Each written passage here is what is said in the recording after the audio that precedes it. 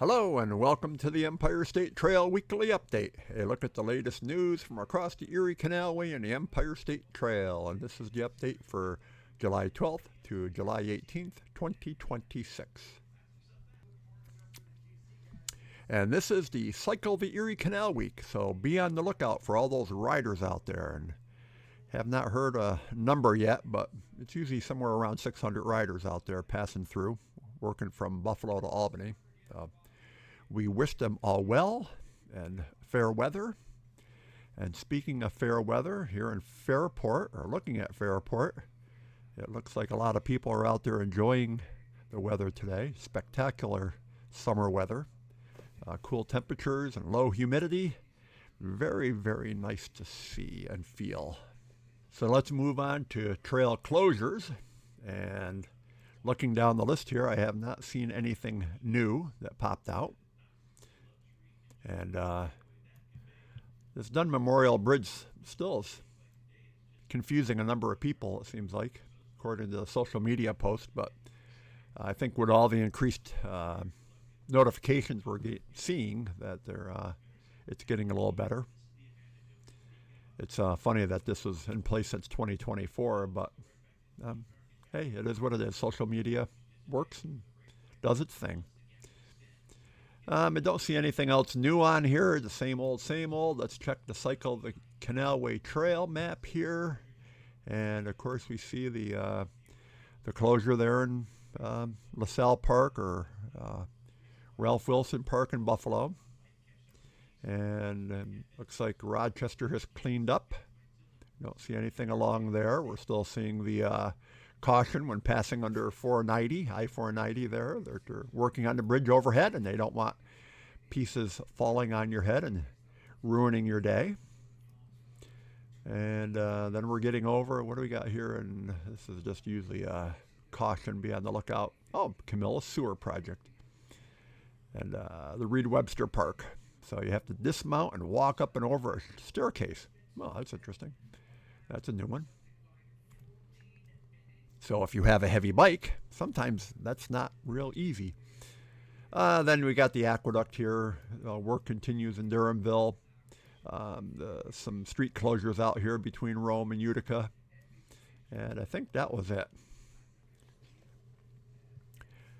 And speaking of the Cycle the Erie Canal ride that's going on this week, you might be seeing these green symbols, road markings, have popped up over the last couple weeks along the route. These are road directions for the riders of the ride. Now, if you're out there on your weekend ride or you're out there, you're going to cycle the canal on your own, and you look down and you see these helpful symbols on the road, and you're saying, wow, somebody marked the trail for me.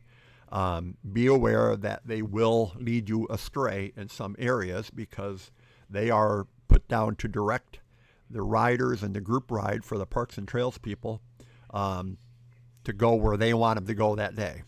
So in some cases, they go to Seneca Falls. Another spot, they'll go to the Syracuse Zoo. They go to where the campsite is that day. And if there's special events, like here in Port Byron, they actually turn people into the Port Byron Heritage Park because they have a rest stop there. So just be aware if you're out there riding and you see these and you think, oh, wow, this is very helpful. I'm just going to follow these and not pay attention to my Wahoo or my head unit or my phone. These are ride specific. So 95% of the cases, they're very helpful, but in that 5%, you will be led astray and going to places you may not want to go. But speaking of them, do you know that they have a name? And they are called the Dan Henrys. And that is after a person who developed these. I couldn't find exactly when. I'm thinking 1970s maybe. So these are the Dan Henrys. And I was introduced to them years ago when I used to mark the century rides for the Mohawk Hudson Wheelmen. Now they're the Mohawk Hudson Bicycle Club, I think they are. And this was way before we had head units and cell phones and everything else. But we would mark the road have the people, we'd give them a map, but we'd also mark the road. So every corner, every intersection, everywhere there might be a confusion, we would put a marking on the road, and we followed this kind of example here. We had a circle for the century, and then if the line went right through, that was the half century, and if it had an X, it was the quarter century, and I can't remember what the metric century marking was. I'm not quite sure if it was an X this way or whatever. But that's what these markings are. They're called the Dan Henrys. And they've been around for years and years and years. There's modifications. These look more like what the Parks and Trails people use. They use this kind of crook here, whereas the regular Dan Henrys just went like that. There were supposed to be two before the intersection. I think it was 150 feet out, and then 20 feet out or whatever. So kind of warning you there's something coming up, reinforcing it. And then once you went through the intersection or across the corner, around the corner or whatever, there was supposed to be another mark there to let you know, confirm you're on the right route. And if you didn't see that mark, you're supposed to go back and figure out what you did wrong.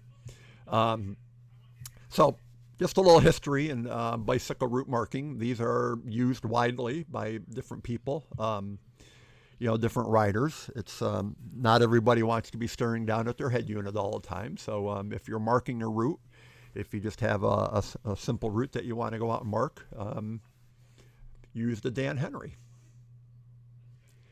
And to wrap up the news, our friends in Clyde here want you to know that they have a hydration station now in the village park. So the Cycle the Erie Canal route comes along Route 31, and you kind of go around this park here. Their little welcome center is right here, and they do have water there too, also available for you. And I think there's some water on the other side over Lauraville Landing here. But there is a hydration station here in the park, so that's very nice to see. And that went along with the news that we had last week, where the people in Montezuma had put in a hydration station, similar, looks like to be the same type of station. The one in Montezuma is a little bit more off trail. It's over here on the High Street trailhead for the Erie Canal Park. So here's the parking lot with the bathroom and everything. Unfortunately, there wasn't water there. So you just have to come up over High Street and you can find the water there. So it's not that far a ride to go if you need water, if you're thirsty. And that'll wrap up the news for this week. Let's look at the calendar. And of course, the big news is the Cycle the Erie Canal is going on, starting on Sunday and going till next week, or next Sunday, I think, is the final day. And they'll be crossing the state in 50 or 60 mile chunks, so be on the lookout for them. If you're riding west and they're coming east, just be prepared. There's going to be a lot of riders on the trail. And then on the 25th, we have the Spencerport Canal Days. I'm not quite sure how that affects the trail. And then the Tonawanda Canal Fest is also going on the 19th to the 26th. And if you want to know more about what events are going on the trail, say you're out there riding and you're looking for something to do that night, head over to the Erie Canalway National Heritage Site, and they have an events calendar here, and they will let you know of all the different events taking place across the state, and farmers markets and Thursdays at the farm and all kinds of fun things.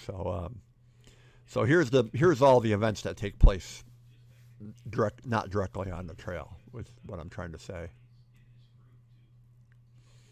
So just take a look at that if you're looking for something to do. And that's it for this Empire State Trail Weekly. And please note that this is an independent weekly update and is not affiliated with New York State, the Canal Corporation, or any official trail agency. And information is based on publicly available sources and rider reports. And remember to give this a like and subscribe. And if you found it useful, share it with somebody. If you have any questions, pass them along. And we will see you next week.